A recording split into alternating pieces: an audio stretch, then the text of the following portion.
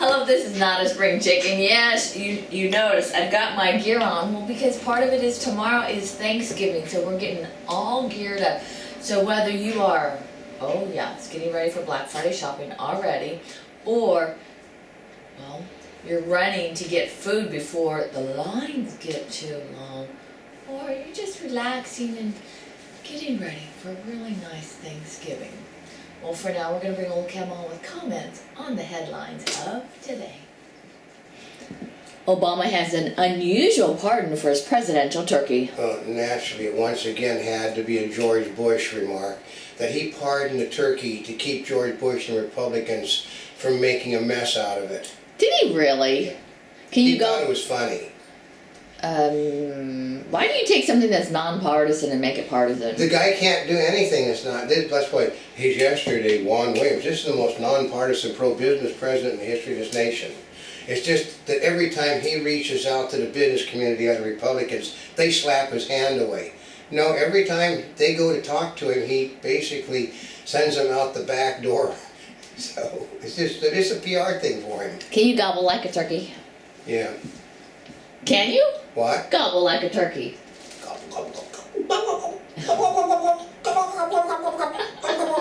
I played with wild turkeys, folks. Uh-huh. They actually had wild turkeys out here when I was young.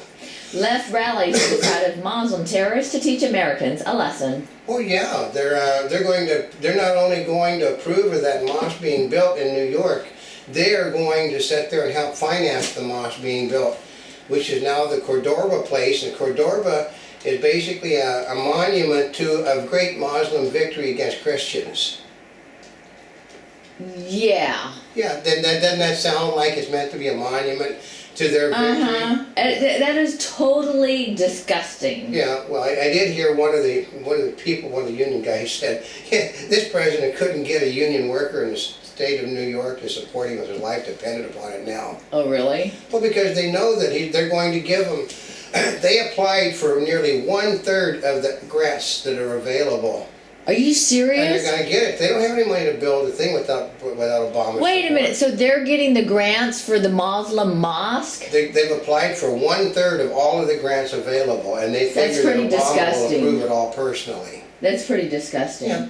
Well, most of the people in New York are disgusted, except for those people that supported Obama for the president. You can tell the ones that supported Obama and the 9/11 people because they're the ones that support the mosque being built. Yeah, you can tell. They're just trying to infuriate New York. Yeah. Yeah, the first trillions didn't work and the last trillion didn't work. So why not try another trillion or so to get the economy going? Well, Bernanke said that we've got to put another $600 billion in it. And he called it stimulus then. We have to stimulate the businesses to spend money by devaluating the American dollar and making their goods worth less money. Yeah, so where's he spending it all? He's buying our bonds. Basically, Geithner, and I think Geithner is printing the bonds. Bernanke is buying. Bernanke has Geithner print the money, and then they just shift them around in a building. Why even bother printing it? Why don't you just make it be electronic transfer? Well, it's just like they said that this nonsense that Obama inherited this massive debt from George Bush. Well, all he had to do was just go to Geithner or somebody, have him print the money, and the debt was cured. Yeah. It's one of these roadrunner moments again, because the Democrats don't seem to understand that you can't buy stuff with money that's no good, because it devaluates. He said, well, we'll increase the value of the bonds, you just have to give us time. Well, the only people buying our bonds is us. Yeah. Brilliant, isn't it? Yeah, Obama approves. But they're doing it right before Thanksgiving, so people won't. Oh yeah, well they just made the announcement. The stock market is currently up to date on the exciting news that things aren't as bad as they could be. And Obama proves why he is considered our greatest president by staying cool after North Korea opened fire on the South, killing many. Yesterday, the people that love Obama, no president could have handled this situation as cool as this president did, because he didn't overreact. Well, he didn't react at all is what he didn't do. He didn't, at 3:15 in the morning, they said, huh? And they went back to sleep. Well, remember those campaign calls that Hillary Clinton was making? Yeah, and they said Hillary Clinton is now off the map. And I think that Hillary Clinton is now on the bad side of Obama for the simple thing. Why? She thought the TSA scanners were unnecessary, and she said, I don't see the President of the United States, his wife and children, or any of his staff going through those scanners or having pat-downs. Well, they aren't. She has, and she didn't like it. Yeah. She said she did not approve of it, her husband didn't like it. Oh, yeah, can you, Yeah, he's a former President of the United States. and they're gonna pat him down? Yeah. Yeah. I mean, he probably didn't care about the scanner. He probably wants to sell pictures, but he didn't like the pat-down. No, but I mean, it's just, this is just unnecessary. The former president, I mean, Well, no, and of course, it's supposed to be only every so many, but of course they're going to pat him down. Well, And they're going to pat her okay, down. There isn't every so many. It's basically, it's whomever they just, okay, here's the thing. I did hear last night, they had 3 women. They did notice one thing about the fact that there were 3 women and 1 man on this one of the news talk shows. All 3 women had been patted down coming in, and the man hadn't been patted down coming in.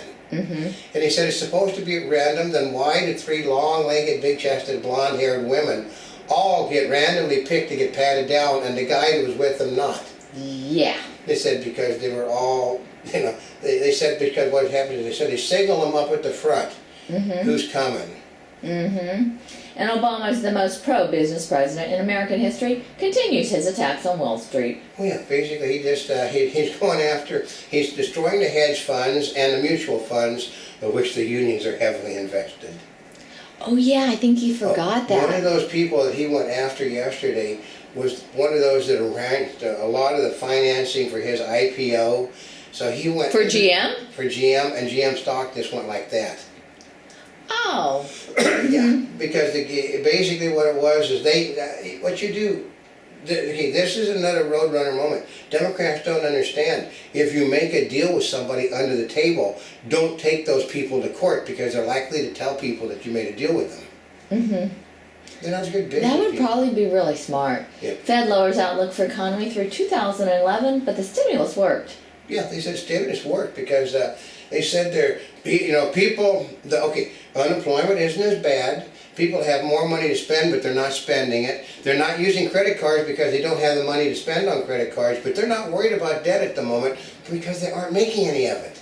Ooh. But the market is going wild over those statements. New Zealand police, all 29 miners dead after second mine blast. I know, these people, I just find that, I'm from an era, I actually worked on movies and stuff and TV shows where basically everybody in the community would come out to dig that bloody hole in no time. Today we got modern equipment and we leave people buried underground for weeks and then they die from lack of oxygen, they get blown up. No, that's not how it used to be, folks. They used to dig with hand shovels and get people out of mines. And Amazon to allow gifting of Kindle ebooks. Why not? I mean, that's called making money. I don't understand why they wouldn't before. Why is that a big doesn't deal? sound right. I mean, I think that's somebody's stupid. I think it's probably an old release because I'd assume they've been doing that since day one because most of the people give them as gifts to begin with. I would have thought so. Yeah.